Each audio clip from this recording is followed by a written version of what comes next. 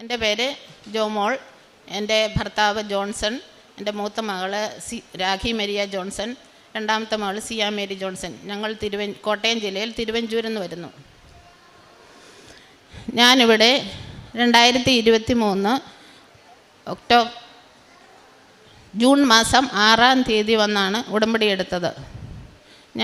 എനിക്ക് മാതാവിൻ്റെ പ്രാർത്ഥനയ്ക്ക് ഫലമായി എനിക്ക് ലഭിച്ച അനുഗ്രഹങ്ങളെ പ്രതി പറയാനാണ് ഞാനിവിടെ വന്നിരിക്കുന്നത്. എൻ്റെ കാല് ഒരു ആക്സിഡൻറ്റിൽ ഒടിഞ്ഞ് രണ്ട് കാലും ഒടിഞ്ഞായിരുന്നു. ഒരു കാലിന് ശസ്ത്രക്രിയ ചെയ്ത് കമ്പി ഇട്ടിരിക്കുകയാണ്. കാലിൻ്റെ വേദന കൊണ്ട് എനിക്ക് ബുദ്ധിമുട്ടായിരുന്നു. ഞാൻ ആദ്യം ഉടമ്പടി ഇവിടെ എടുക്കാൻ വരുമ്പോൾ എൻ്റെ കാലിന് നടക്കാൻ മേലാതെ ഒരു സ്റ്റിക്കിൻ്റെ സഹായത്തോടെയാണ് ഞാനിവിടെ വന്നിരുന്നത്. അതിപ്പം ദൈവമാതാവിൻ്റെ പ്രാർത്ഥനയുടെ ഫലമായി ഉടമ്പടി തൈലവും ഉപ്പും പിന്നെ രാവിലെയും വൈകുന്നേരവും ഞങ്ങൾ പ്രത്യക്ഷീകരണ പ്രാർത്ഥനയും സായാഹ്ന പ്രാർത്ഥനയും ഞങ്ങൾ കുടുംബസമേതം ഇരുന്ന് ചെല്ലുമായിരുന്നു. കൂടാതെ ഞങ്ങൾ എല്ലാ ദിവസവും ഞാൻ അരമണിക്കൂറെന്നല്ല എനിക്ക് കിട്ടുന്ന സമയമൊക്കെ ബൈബിള് വായിക്കുകയും ഒക്കെ ചെയ്യുമായിരുന്നു. പിന്നെ കൂടാതെ എൻ്റെ ഭർത്താവിൻ്റെ ഒരു കാര്യം പറയണം. എൻ്റെ ഭർത്താവിന് 19 വർഷമായിട്ട് ഇടയ്ക്കിടയ്ക്ക് തലകറക്കവും ബോധക്കേടും ഉണ്ടാകുമായിരുന്നു. അത് ഉടമ്പടി തൈലത്തിൻ്റെയും ഉപ്പിൻ്റെയും തേനുമൊക്കെ കൊടുത്ത് തൈലം പുരട്ടി പ്രാർത്ഥിച്ചതിൻ്റെ ഫലമായി ഭർത്താവിൻ്റെ ആ രോഗം മാറിക്കിട്ടി. പിന്നെ എൻ്റെ അനിയത്തിയുടെ കുടുംബ ജീവിതത്തിൽ ഭയങ്കര കലഹമായിരുന്നു അവരുടെ ജീവിതം തന്നെ. അത് പ്രാർത്ഥനയുടെ ഫലമായിട്ട് മാറിക്കിട്ടി. കൂടാതെ അവർ ഇവിടെ വന്ന് ഉടമ്പടി എടുക്കുകയും നേർച്ച വസ്തുക്കളൊക്കെ ഉപയോഗിക്കുകയും ചെയ്തിരുന്നു. ഇനി എൻ്റെ മക്കളുടെ കാര്യങ്ങൾ പറയാനായിട്ട് ഞാൻ അവരുടെ മരിക്കു കൊടുക്കാം. എൻ്റെ പേര് രാഖി. എൻ്റെ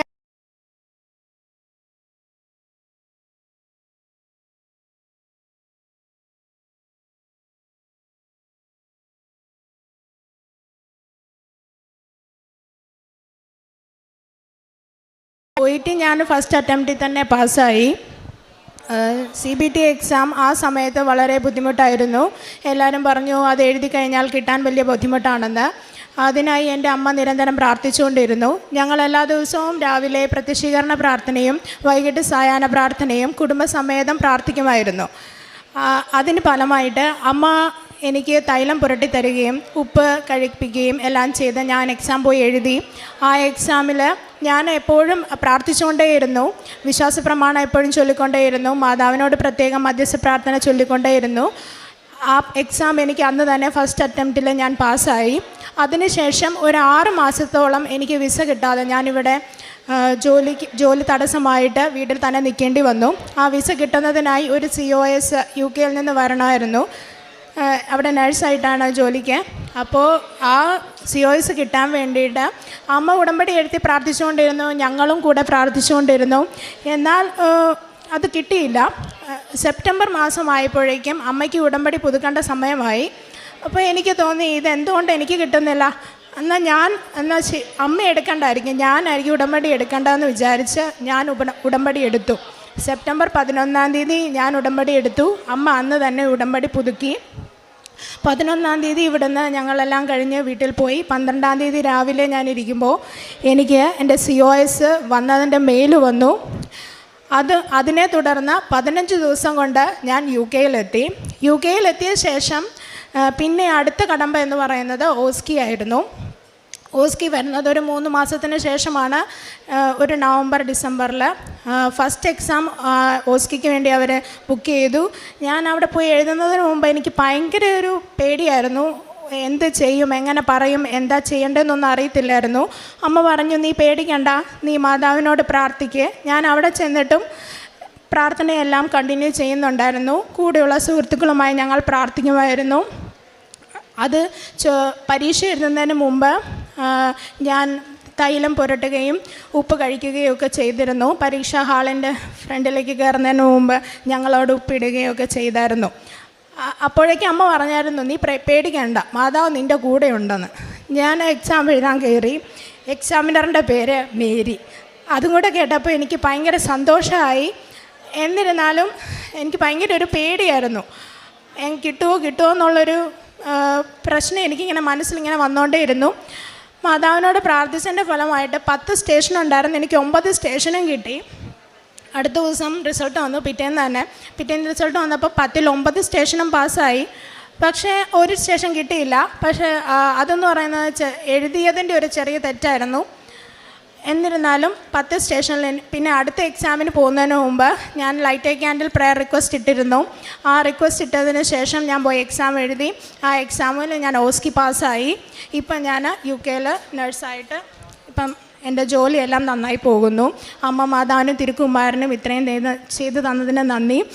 ഒപ്പം ഇതിലൂടെ എനിക്ക് എൻ്റെ മാതാവിനോട് കൂടുതൽ അടുക്കാനും പ്രാർത്ഥനയിൽ കൂടുതൽ നേരം ചെലവഴിക്കാനും, അതേപോലെ തന്നെ ബൈബിൾ വായിക്കുന്നത് വളരെ കുറവായിരുന്നു എനിക്ക്. ഞാൻ ഒരിടയ്ക്ക് ഫുൾ ടൈം പിന്നെ ബൈബിൾ വായനയിലേക്ക് എൻ്റെ മനസ്സ് ബൈബിൾ വായന തുടരുകയും, അതുപോലെ തന്നെ ഏറെ സമയം എന്ത് വിഷമം വന്നാലും ബൈബിൾ തുറന്നെടുത്ത് വെച്ച് വായിക്കുന്ന ഒരു ശീലം എന്നിലുണ്ടായി.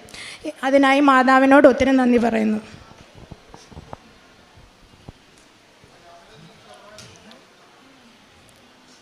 എൻ്റെ പേര് സിയ. എനിക്ക് ചെറുപ്പം മുതലേ തലയിൽ വട്ടത്തിൽ മുടി കൊഴിയുന്ന ഒരു പ്രശ്നം ഉണ്ടായിരുന്നു. അപ്പം സ്കൂളിലൊക്കെ പോകുമ്പോൾ ഭയങ്കര നാണക്കേടായിരുന്നു. ആൾക്കാരൊക്കെ കാണും, എന്നാ ചെയ്യുന്നൊന്നും ഒരു പിടുത്തമില്ല. അപ്പം വല്ലാണ്ട് മുടിയൊക്കെ കെട്ടാൻ ഭയങ്കര ബുദ്ധിമുട്ടായിരുന്നു. അങ്ങനെ അമ്മ ഇവിടെ ഉടമ്പടി എടുത്ത സമയത്ത് എൻ്റെ ആ പ്രശ്നം ഒരു നിയോഗമായിട്ട് വെച്ചിരുന്നു. അപ്പം ഞങ്ങൾ കുടുംബസമേതമാണ് രാവിലെ പ്രത്യക്ഷീകരണ പ്രാർത്ഥനയും സായാഹ്ന പ്രാർത്ഥനയും ചൊല്ലിയിരുന്നത്. അപ്പം അമ്മ എനിക്ക് ദിവസവും അമ്മയുടെ മാതാവിൻ്റെ തൈലം എൻ്റെ ആ മുടി പൊഴിയുന്നിടത്തെല്ലാം പുരട്ടി തരുമായിരുന്നു. അതിൻ്റെ ഫലമായിട്ട് എനിക്കിപ്പം എൻ്റെ കാണാവുന്ന സ്ഥലത്തൊന്നും എനിക്ക് അങ്ങനെ മുടി പൊഴിച്ചിലില്ല. എനിക്കിപ്പം ഒത്തിരി ബുദ്ധിമുട്ടൊന്നും ഇല്ലാതെ എനിക്ക് മുടിയൊക്കെ കെട്ടിക്കൊണ്ട് പോകാൻ സാധിക്കുന്നുണ്ട്. അപ്പോൾ അത് മാതാവിൻ്റെ ഈശോയുടെയും പ്രാർത്ഥിച്ചതിൻ്റെ ഫലമായിട്ടാണ്. അപ്പോൾ അതിന് ഞാൻ മാതാവിനും ഈശോയ്ക്ക് ഒരുപാട് നന്ദി പറയുന്നു.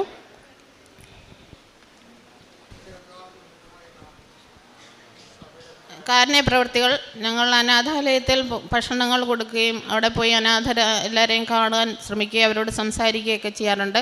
പിന്നെ മറ്റ് ചാരിറ്റി പ്രവർത്തനങ്ങൾ ഞങ്ങളുടെ പള്ളി വകയിൽ ഇടവകയിൽ ചാരിറ്റി പ്രവർത്തനങ്ങളിലെല്ലാം പങ്കെടുക്കാറുണ്ട്. പിന്നെ പത്രം ഞങ്ങൾ ഭർത്താവ് കൂടിയാണ്. എൻ്റെ കാലിന് സുഖമില്ലാത്തത് കാരണം ഭർത്താവ് ഓട്ടോ ഓടിക്കുന്ന ആളാണ്. ഓട്ടോയിൽ യാത്രക്കാർ വരുന്നവർക്കെല്ലാം പത്രം കൊടുക്കുകയും പിന്നെ എന്നെക്കൊണ്ട് കഴിയുന്ന പോലെ അയൽവക്കത്തും പിന്നെ പൊതുമേഖലകളിലൊക്കെ പോയി ഞാനും പത്രം കൊടുത്ത് പ്രേക്ഷിത പ്രവർത്തനങ്ങൾ ചെയ്യുന്നു. ഈ ഒരു കുടുംബത്തിൻ്റെ സാക്ഷ്യത്തിൽ ഏറ്റവും പ്രധാനപ്പെട്ടത് ഒരു കുടുംബമായിട്ട് ഒരുപാട് പേര് ഈ അൾത്താരയിൽ വരുന്നുണ്ട്. അപ്പം ഒരു കുടുംബം ഒരു ഉടമ്പടി എടുക്കണമെന്ന് നമ്മൾ പറയുന്നതിനർത്ഥം ഒരാൾ പ്രാർത്ഥിക്കുകയും ബാക്കിയുള്ളവരൊക്കെ ഇതോട്ട് ബന്ധമില്ലാതെ ഒരു ഉടമ്പടി ജീവിതത്തിൽ ഒരു കുടുംബത്തിൽ ഒരാൾ ഉടമ്പടി എടുത്താൽ ആ കുടുംബം മുഴുവൻ ആ ഒരു ജീവിതത്തിലേക്ക്, കാരണം ഒരു കുടുംബത്തിനെ നമ്മൾ 2ആയിട്ടും 3ആയിട്ടല്ലോ ഒന്നായിട്ട് തന്നെയാണ് കരുതുന്നത്. അപ്പം ഈ അമ്മയുടെ ഉടമ്പടിയുടെ വലിയൊരു ബലവും സംരക്ഷണവും ഈ കുടുംബം മുഴുവൻ അനുഭവിച്ചു എന്നുള്ളതാണ് സാക്ഷ്യം.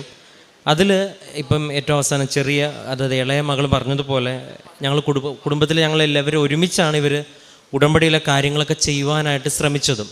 അപ്പോൾ ഇത് ഒരുപാട് കുടുംബങ്ങൾ ഈ അൾത്താരയിൽ വരുമ്പോൾ അവരെല്ലാം ആവർത്തിച്ച് സാക്ഷ്യപ്പെടുത്തുന്നത് ഉടമ്പടിയിൽ ഒരുപക്ഷെ എടുത്ത ആൾക്ക് ഉത്തരവാദിത്വം കൂടുതലുണ്ട്, എടുത്ത ആൾക്കാണ് പ്രൈമറിലി ഉത്തരവാദിത്വം ഉള്ളതെങ്കിൽ പോലും ഉടമ്പടിയിലെ എല്ലാ കാര്യങ്ങളിലും ഉടമ്പടിയിലെ കുടുംബം ഒരുമിച്ച് പോകുന്നത് നമ്മളുടെ കാര്യങ്ങൾ നടക്കുന്നതിനേക്കാൾ ഉപരി ഒരു കുടുംബ വിശുദ്ധീകരണത്തിനും പരിശുദ്ധമ്മയുടെ വലിയ സാന്നിധ്യം നിങ്ങൾ അനുഭവിക്കുന്നുള്ളൂ. ആ സാന്നിധ്യം ഒരു പക്ഷേ നമ്മുടെ നിയോഗങ്ങളുടെ രൂപത്തിലാവാം.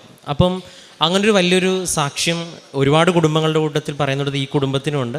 അപ്പം മൂത്ത മകളുടെ കാര്യം ആ മകൾ തന്നെ സാക്ഷ്യപ്പെടുത്തി. അമ്മ എടുത്ത ഉടമ്പടിയോടൊപ്പം ചേർന്ന് നിന്നതും ആ മകൾക്ക് കിട്ടിയൊരു മാറ്റം ബൈബിളിനെ കുറിച്ചാണ് പറഞ്ഞത്. അതായത് എനിക്കൊരു വിഷമം വരുമ്പം ഞാനൊരു റിലാക്സ് ചെയ്യാൻ വേണ്ടി ഞാൻ ചെയ്യുന്നത് വേറെ മൊബൈലും മറ്റൊന്നും അല്ലാതെ. അപ്പോൾ ഈ ഒരു കാലഘട്ടത്തിൽ വളരെ ചെറുപ്പക്കാരായിട്ടുള്ളവർ ഇതിനെക്കുറിച്ച് ഇങ്ങനെ പറയുമ്പോൾ അത് തന്നെയാണ് മാതാവ് ലക്ഷ്യം വെക്കുന്ന കൃപാവര പദ്ധതിയിലൊന്ന്. അപ്പോൾ അവൾ പറയുന്നുണ്ട് വ്യക്തമായിട്ട്, ഞാൻ ബൈബിൾ വായിക്കും, കൂടുതൽ വിഷമം വരുമ്പോഴും ബൈബിൾ വായിക്കും എന്ന് പറയുന്നുണ്ട്. ഒപ്പം അമ്മയുടെ സാക്ഷ്യത്തിൽ ജീവിത പങ്കാളിയുടെ കാര്യമുണ്ട്, ഒപ്പം വ്യക്തിപരമായിട്ടുള്ള മറ്റു കുടുംബത്തിൻ്റെ കാര്യങ്ങൾ. അപ്പോൾ ഇതുപോലെ ഒരു കുടുംബത്തിൽ മുഴുവൻ എല്ലാവരും അനുഭവമുള്ളവരും ദൈവസ്നേഹമുള്ളവരും മാറാനായിട്ട് ഒരൊറ്റ ഉടമ്പടി കാരണമാകുന്നുള്ളതിൻ്റെ ഒരു കാര്യം കുടുംബത്തിലുള്ള എല്ലാവരും ഇതിലേക്ക് ചേർന്ന് നിൽക്കാനുള്ള പരിശ്രമമുണ്ട്.